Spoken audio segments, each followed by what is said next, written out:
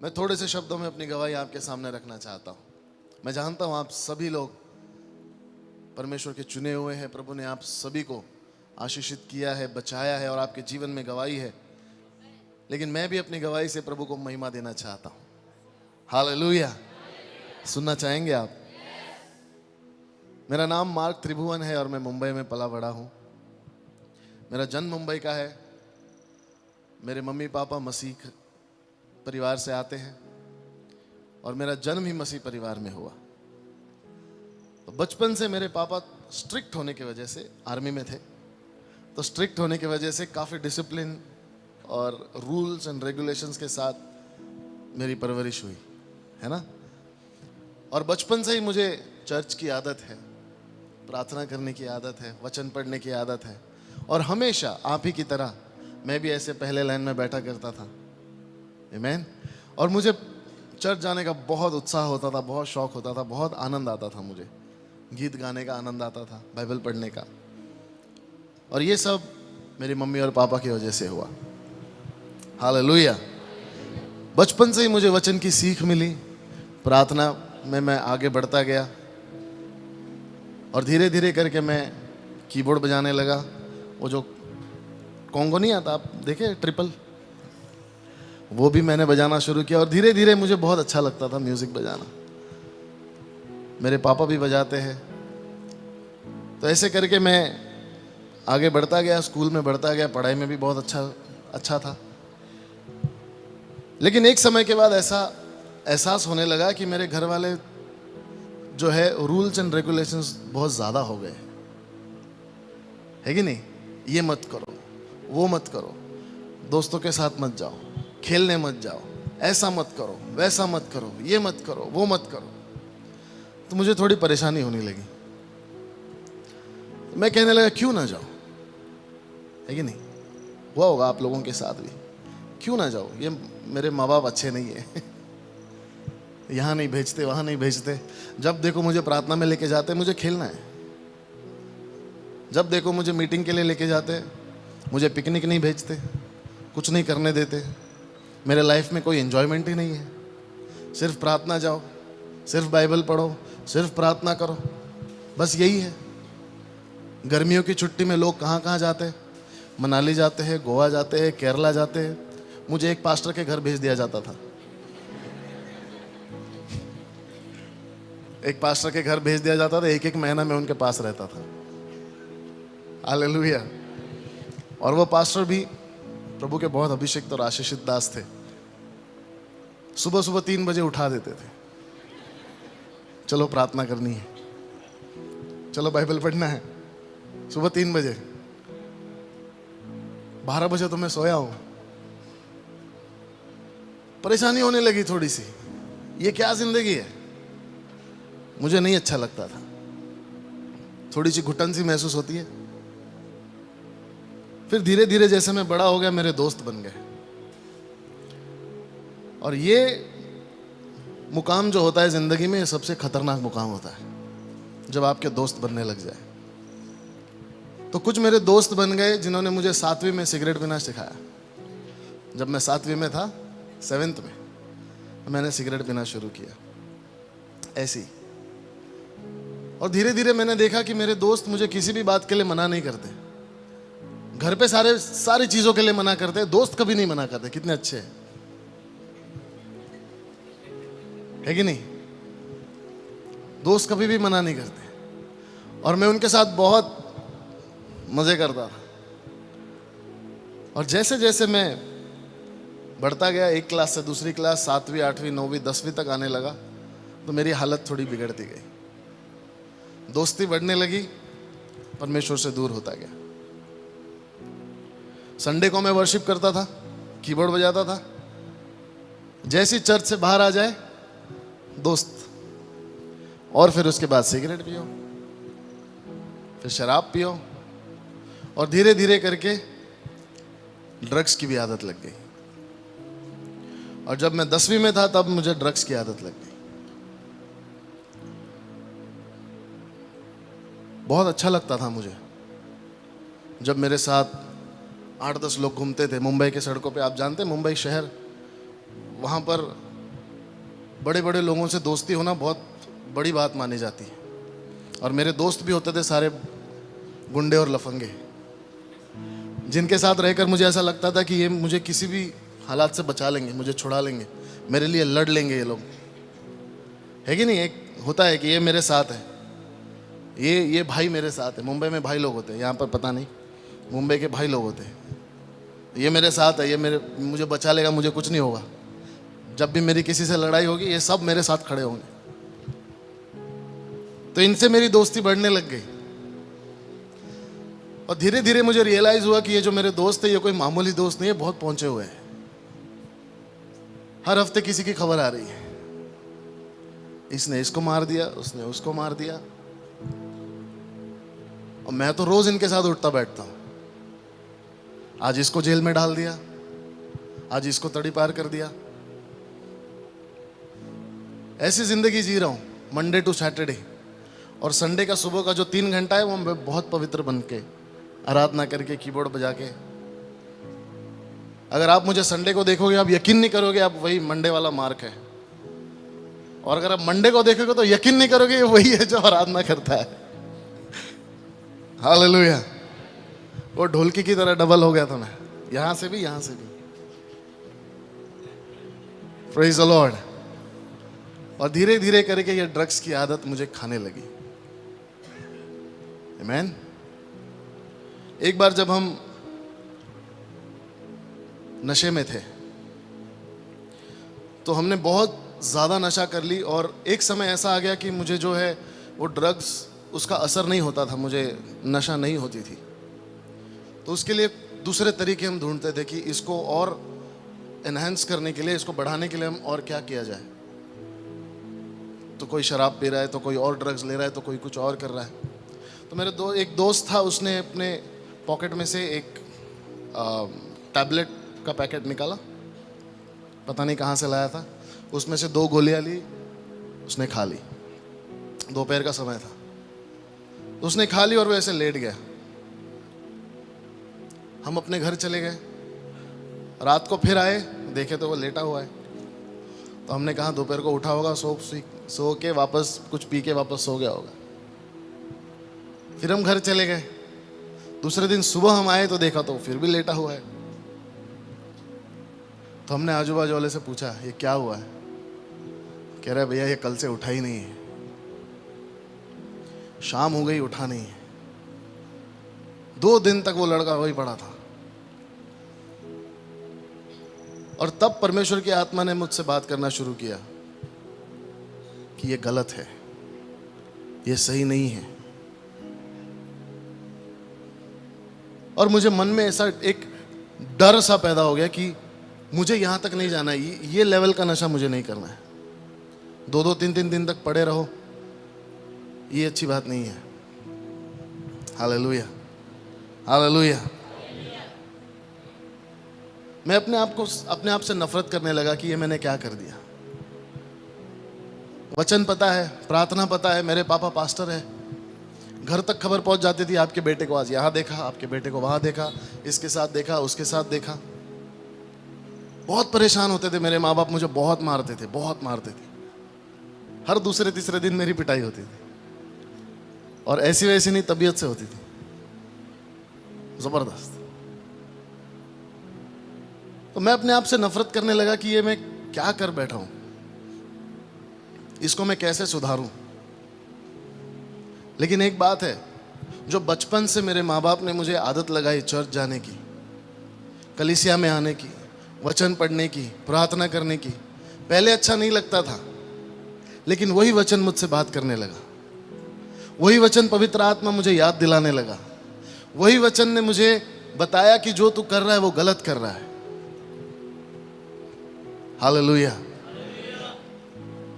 प्रभु की आराधना करता था, कीबोर्ड बजाता था, लेकिन फिर दुनिया के मार्गों में, फिर दोस्तों के पास, फिर सारी गलत चीजों में। मुझे रियलाइज हुआ कि मैं जो कर रहा हूं ये बहुत गलत है।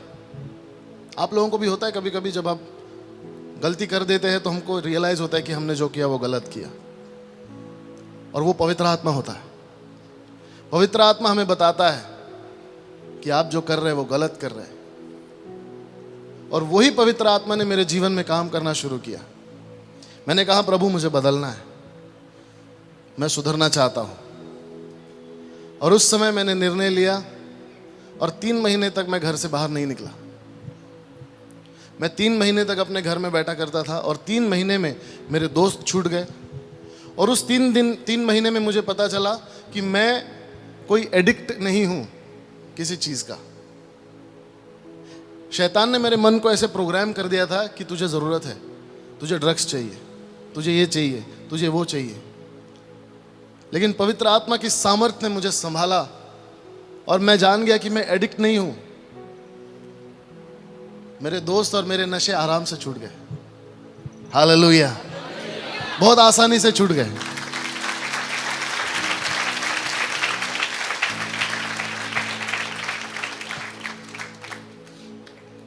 और जिस जगह पर हम ड्रग्स लेने के लिए जाते थे, आज परमेश्वर ने उसी एरिया में मुझे एक सेवकाई दी है।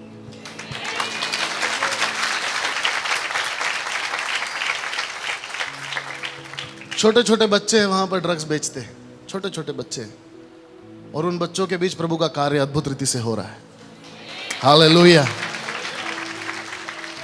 और हमारा विश्वास है कि आने वाली पीढ़ी जो है ये ड्रग्स फ्री पीढ़ी होने वाली है। आमीन, ये मेरा विश्वास है। उस समय 3 महीने में परमेश्वर ने अद्भुत रीति से मेरा इस्तेमाल किया और 3 महीने तक मैं कुछ भी नहीं करता था। मैं सिर्फ अपना कीबोर्ड और मैं दिन के 8-8, 10-10, 9-9 घंटे कीबोर्ड बजाता था। कभी कभी 12 घंटे, 14 घंटे बस कीबोर्ड बजाता था, सिर्फ इसी रीजन से कि मुझे बाहर नहीं जाना है, मुझे दोस्तों से नहीं मिलना है। और उस समय मैंने कहा प्रभु मैं अपना जीवन तुझे देना चाहता हूँ। कीबोर्ड मैंने अपने आप से सीख लिया, गाना भी गाना मैंने अपने आप से सीख लिया, जो भी था थोड़ा मोटा बजा लेता हूँ, गा लेता हूँ, और ये प्रभु ने मुझे सिखाया। और उस समय जब मैं आराधना कर रहा था, जब मैं प्रैक्टिस कर रहा था, तब प्रभु ने मुझे एक गीत दिया कि यीशु तेरे करीब आने से जिंदगी मेरी बदल गई।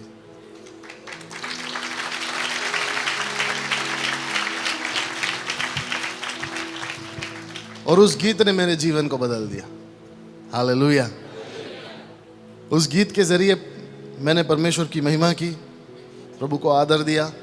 और एक ही गीत मैंने लिखा था, हमारी टीम ने मिलकर उसको बनाया, उसको लिखा। और उसके बाद 3 साल तक मैंने इस गीत को कहीं नहीं गाया। 3 years, 3 साल तक ये गीत मेरे पास ही था, क्योंकि ये मेरा पर्सनल टेस्टमनी है, मेरी पर्सनल वर्शिप है परमेश्वर के लिए। 3 साल तक ऐसे किसी अगर चर्च में चला गया तो मैं गा देता था। हमारे चर्च में गाता था, छोटे मोटे जो घर की कलीसियाँ होती है वहाँ गाता था। तो किसी ने सुना और कहा कि आपको इसको रिकॉर्ड करना चाहिए। मैंने कहा मेरे पास पैसे नहीं है, इसको बनाने में काफ़ी खर्चा आता है। और उन ज़माने में एक सीडी आती थी, सीडी पता है आपको? एक सीडी आती थी ना, सीडी गानों की, आप लोगों ने घर में चलाई होगी, कार में चलाई होगी। तो उस सीडी में 7-8 गाने होते थे। अब मेरा एक ही गाना है, मैं एक गाने के लिए क्या सीडी बनाऊंगा, कहाँ से सीडी बनाऊंगा? लेकिन प्रभु की आत्मा की गाइडेंस के हिसाब से हम आगे चले। प्रभु ने हमें बताया क्या करना है, कैसे करना है, और इसका हमने वीडियो बनाने का सोचा। और जब वीडियो बनाया, शुरू हमने 0 से किया। मेरे पास 5,000 रुपये थे, उससे हमने शुरू किया। और चलते चलते 1 लाख रुपए तक हमने सिर्फ एक गाने के पीछे खर्चा कर दिया। 1 लाख रुपए, ये तकरीबन 6-7 साल पहले की बात है। तब शायद हम तभी मिले थे मेरे ख्याल, उसी दौरान 1 लाख रुपए तक मैंने खर्चा कर दिया। और जब गाना ख़त्म हो गया, पूरा बन गया, तो मुझे लगा कि मैंने बहुत बड़ी गलती कर दी, इतना पैसा मेरा चला गया। क्योंकि 1 लाख में तब पूरा एल्बम बन जाता था 6-6, 7-7 गाने का। जब मैंने ख़त्म किया तो मुझे लगा बहुत बड़ी गलती कर दी, ये मैंने नहीं करना चाहिए था। तो मैं थोड़ा निराश था, थोड़ा अपसेट था। फिर भी हमने उसको यूट्यूब पर डाला। 15 अगस्त के दिन हमने उसको रिलीज़ किया। और जब रिलीज़ किया तो पहले ही दिन 24 घंटे के अंदर उसके 25,000 व्यूज़ हो गए। 25,000 व्यूज़ इन 1 डे। 25,000 लोगों ने उसको देखा। तो मुझे थोड़ी तसल्ली मिली। और 2 महीने तक, 2-2.5 महीने तक ये सिलसिला चलता रहा। 25,000, 15,000, 20,000 लोग रोज़ उस गीत को देखते थे, रोज़ उसको सुनते थे। और धीरे धीरे ऐसा हुआ कि मुझे मैसेजेस आने लगे, कमेंट्स आने लगे। आप देखते ना यूट्यूब पर कमेंट आते हैं, फेसबुक पर मैसेज आते हैं। तो एक रात को मैं जब मैसेजेस स्क्रॉल कर रहा था तो उसमें मैंने एक नाम देखा जो मसीही नाम नहीं था। मैंने उस मैसेज को ओपन किया तो उसमें लिखा हुआ था, brother thank you for the song, very blessed, God bless you. मैंने उसको थैंक यू रिप्लाई करके मैं सो गया। दूसरी सुबह, अगली सुबह जब मैं उठा तो मैंने देखा कि उसी सिस्टर ने, उसी बहन ने लंबे मैसेजेस मुझे भेजे हुए हैं। और उस मैसेज को पढ़कर, सुनकर मैं हैरान रह गया। उसमें लिखा हुआ था कि ब्रदर मैं यूएई से हूं, अरब कंट्री से हूं, और मेरा जीवन खत्म हो गया था। मैं अपना जीवन खत्म करना चाहती थी। कुछ हालात ऐसे थे कि मैं जीना नहीं चाहती थी। और मैंने पूरी तैयारी की कि मैं आज रात को जब सब सो जाएंगे, शाम को, तब मैं अपना जीवन खत्म कर दूंगी। मेरे जीने का कोई मकसद ही नहीं है। उसने कहा कि जब मैं शाम की तैयारी कर चुकी थी, ऑलरेडी सारी तैयारी उसने कर ली, दोपहर को उसकी बड़ी बहन ने उसको ये फ़ोन में उससे कहा कि ये नया सॉन्ग आया तो इसको सुन। कुछ ही घंटों पहले की बात है। वो नया सॉन्ग उसने ईयरफोन्स डाला और जब उसने सुना तो उसके आंखों से आंसू आने लगे। उसने एक बार सुना, उसने 2 बार सुना, और वो बार बार उस गीत को सुनते गई। और जब उस गीत को सुन रही थी तो उस गीत ने उससे बात करना शुरू किया। और उसने कहा कि ब्रदर इस गीत की वजह से आज मैं जिंदा हूं। मैंने सुसाइड करने का निर्णय मेरा कैंसिल कर दिया।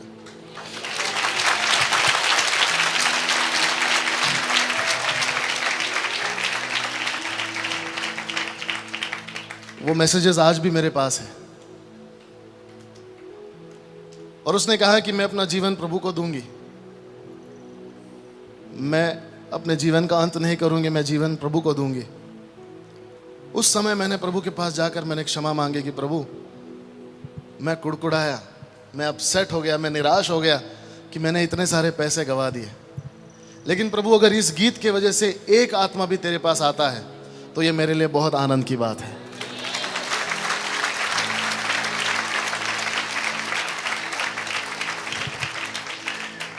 उस वक्त मैंने प्रभु से माफी मांगी और उसके बाद परमेश्वर ने अद्भुत रीति से कई सारे लोगों के जीवन में इस गीत के जरिए काम करना शुरू किया। तब से मैंने प्रभु से कहा कि प्रभु अब मैं पीछे नहीं हटूंगा। अब चाहे जितना भी कुछ लग जाए, मेरी जान भी चली जाए, लेकिन जो मुझसे बन पड़ता है, खास करके जवानों के लिए, मेरा हृदय उनके लिए टूटता है। क्योंकि मैं जिस जगह से आया हूं, मैं चाहता हूं कि कोई भी उस परिस्थिति से ना गुजरे। क्योंकि मेरे जीवन के सबसे इंपॉर्टेंट और प्रेशियस दिन मैंने वेस्ट कर दिए, मैंने गवा दिए। मैंने जो मेरा प्राइम टाइम था, 15, 16, 17, 18, 19, 20 साल का, 22 साल तक का, मैंने उसको वेस्ट कर दिया पूरी तरह से। 20 साल तक आप जवानों को मैं चैलेंज करना चाहता हूं कि नशा करना कोई बड़ी बात नहीं है, बहुत आसान है।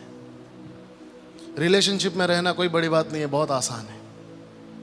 माँ बाप से बगावत करना कोई बड़ी बात नहीं है। प्रभु के लिए जी के दिखाओ तो मैं मानूं। ऐसी डेयरिंग करो कि मैं इस दौर में प्रभु के लिए जी कर दिखाऊंगा।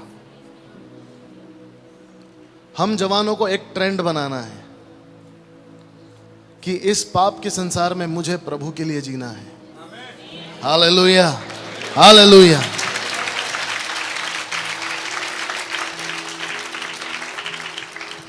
देखिए परमेश्वर कैसे अद्भुत रीति से आपका इस्तेमाल करेगा, बहुत अद्भुत रीति से आपका इस्तेमाल करेगा। Hallelujah, hallelujah.